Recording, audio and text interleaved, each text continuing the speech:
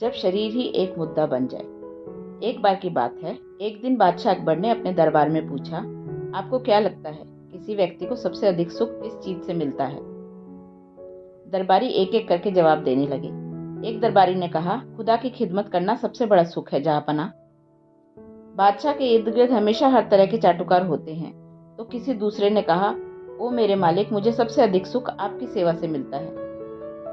तीसरे दरबारी ने कहा, बस आपका चेहरा देखते रहने से मुझे सबसे अधिक खुशी मिलती है। चारों तरफ से ऐसी ही चापलूसी भरी बातें होने लगी। बीरबल बस वहां चुप बैठे हुए थे और ऊब रहे थे। अकबर ने पूछा, बीरबल तुम इतने चुप क्यों हो? वह क्या है जो तुम्हें सबसे अधिक सुख देता है? बीरबल ने कहा, मल त्याग करना। अब तक अकबर लोगों से अपनी तारीफें सुनकर फूले नहीं समा रहे थे। अचानक ऐसी बात सुनकर वे गुस्से से पागल हो गए। उन्होंने कहा, दरबार में ऐसी अभद्र बात कहने की तुम्हारी हिम्मत कैसे हुई? तुम्हें इसे साबित करना होगा। अगर तुम इसे साबित नहीं कर पाए तो तुम्हारी जिंदगी की खैर नहीं। बीरबल ने कहा, मुझे 15 दिन का समय दीजिए, मैं आपको साबित करके दिखाऊंगा। अकबर ने कहा, ठीक है। अगले सप्ताह के अंत में बीरबल ने अकबर के लिए जंगल में शिकार का एक कार्यक्रम बनाया। साथ ही यह भी इंतजाम किया कि महल की सारी महिलाएं भी इस शिकार के अभियान में साथ चलें। उन्होंने कैंप को इस प्रकार से बनाया कि अकबर का टेंट एकदम बीच में हो और उसके चारों तरफ परिवार, बच्चे और महिलाओं के टेंट हो। उन्होंने खाना बनाने वालों को बेहतरीन खाना तैयार करने का हुक्म दिया। उन्होंने बड़ा अच्छा खाना तैयार किया और अकबर ने भी जी भर के खाया। वैसे भी वो छुट्टी मना रहे थे। अगली सुबह जब अकबर की नींद खुली और टेंट से बाहर आए तो देखा कि शौचालय का कोई टेंट नहीं है। वे अपने टेंट में लौट गए और चहलकदमी करने लगे, लेकिन पेट में दबाव बढ़ता जा रहा था।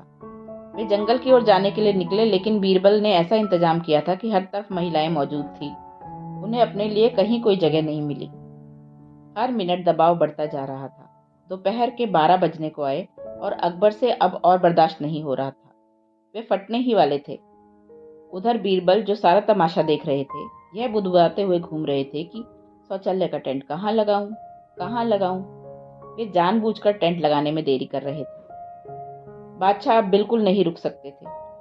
तभी बीरबल ने शौचालय का टेंट लगा दिया। अकबर अंदर गए और उनके मुंह से राहत की सांस निकली। अकबर के बाहर आने पर उनकी प्रतीक्षा कर रहे बीरबल ने पूछा, क्या अब आप मेरी बात से सहमत हैं? अकबर ने कहा, बेशक, यही सबसे बड़ा सुख है। ऐसी चीज जो आप अपने अंदर रोक कर नहीं रख सकते, उससे छुटकारा ही हमेशा सबसे बड़ा सुख होता है ना? तो शरीर एक मुद्दा बन सकता है, एक बड़ा मुद्दा। यह आपके और आपके जीवन के आनंद के बीच में एक बाधा बन सकता है। यदि आप अपने शरीर को एक खास तरह से रखना चाहते हैं तो अपने शरीर की भोजन, नींद और काम से जुड़ी विभिन्न गतिविधियों पर ध्यान देना महत्वपूर्ण हो जाता है। इनमें से प्रत्येक पर हम अगले कुछ पृष्ठों में चर्चा करेंगे। साधना।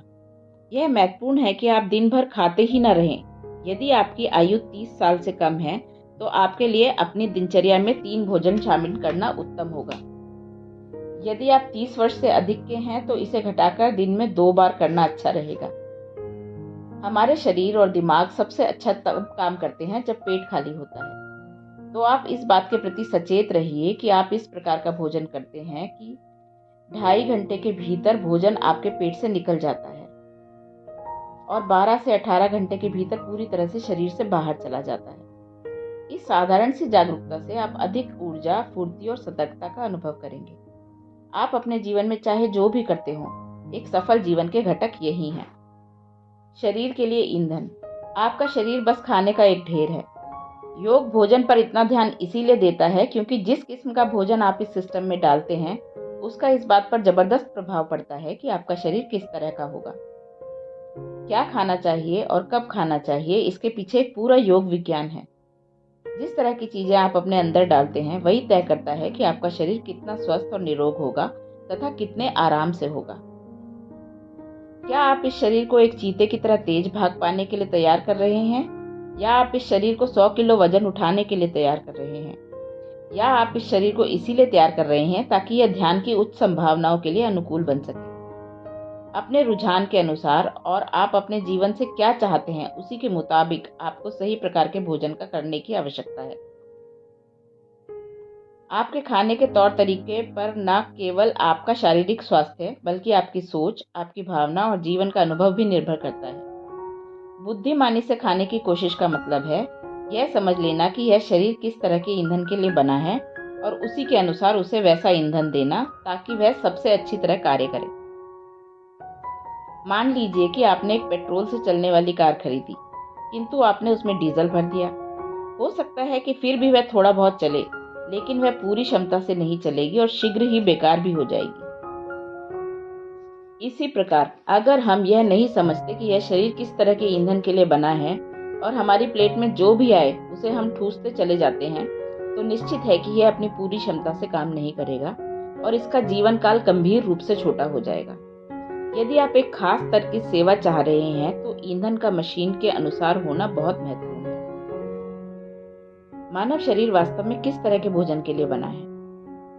यदि आप कुछ खास तरह का भोजन करते हैं तो आपका शरीर खुश रहता है।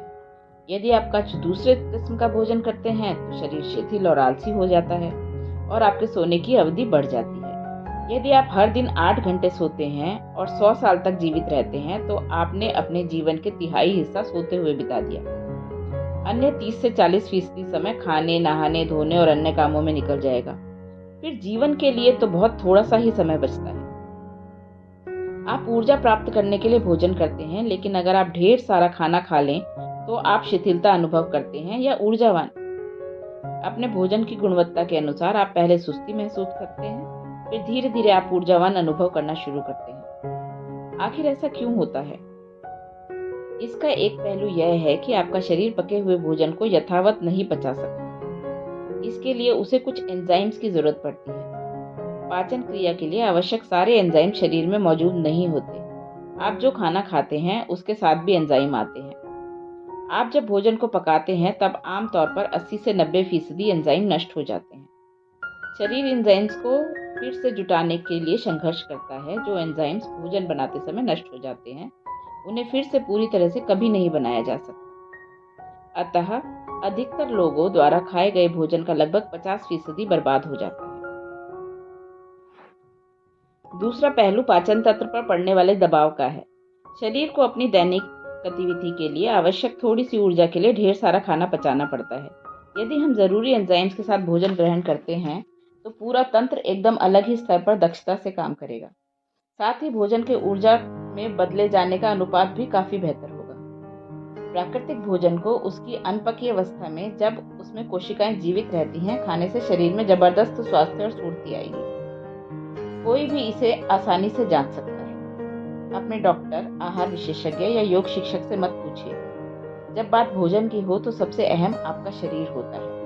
आप अपने शरीर से पूछिए, न कि अपनी जीभ से, कि उसके लिए सबसे ठीक भोजन क्या है। जिस तरह के भोजन से आपका शरीर सबसे अच्छा महसूस करे वही हमेशा सबसे ठीक भोजन होता है। आपको अपने शरीर की बात सुनना सीखना चाहिए। आपके अंदर जैसे जैसे शरीर को लेकर जागरूकता आएगी, आप समझ जाएंगे कि किसी खास भोजन का आप पर क्या असर होगा। जरूरी नहीं है कि आप उसे खाकर ही जान पाएं। आप अपने अंदर इस तरह की संवेदनशीलता विकसित कर सकते हैं कि किसी भोजन का आपके शरीर पर क्या प्रभाव होगा, यह जानने के लिए उसे देखना या छूना ही काफी है। साधना आप आजमा कर देख सकते हैं। आप अपने लिए सबसे अच्छे भोजन का इंतजाम करें। किसी चीज पर गुस्सा हो जाएं, सारी दुनिया को कोसें और फिर भोजन करें। अब आप देखें कि उस दिन भोजन आपके साथ कैसा व्यवहार करता है।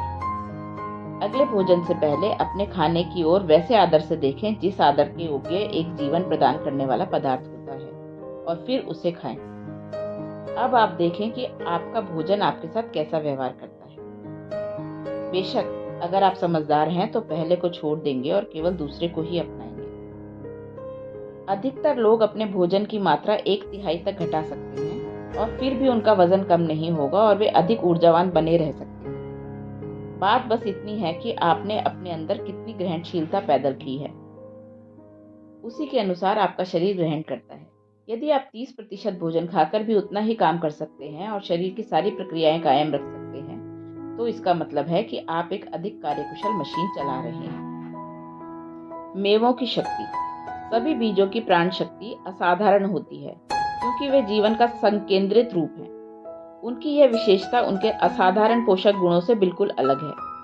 जिन्हें आप सूखा मेवा या नट कहते हैं, वे बस बीज ही हैं और बीज एक असाधारण संभावना होता है। बीज एक पौधे के जीवन का भविष्य होता है। एक अकेला बीज पूरी धरती को हरा भरा करने में सक्षम है। इस कारण किसी भी चीज को बीज के रूप में खाना मनुष्य के स्वास्थ्य को कई स्तरों पर काफी बेहतर बना सकता है। आप जिस मेवे को खाना चाहते हैं, जहां तक संभव हो उसे पानी में 6 से 8 घंटे के लिए भिगो दीजिए, खासकर यदि वे सूखे मेवे हों। सभी बीजों में आत्मरक्षा के लिए कुछ प्राकृतिक केमिकल होते हैं। पानी में भिगोने से यह हानिकारक केमिकल सतह पर निकल आएंगे और मेवे का छिलका निकालकर उन्हें दूर किया जा सकता है। इसके अतिरिक्त इनमें मौजूद संकेंद्रित प्रोटीन को कभी-कभी हजम करना कठिन होता है। भिगोने से ऐसे प्रोटीन की मात्रा कम करने में सहायता मिलती है।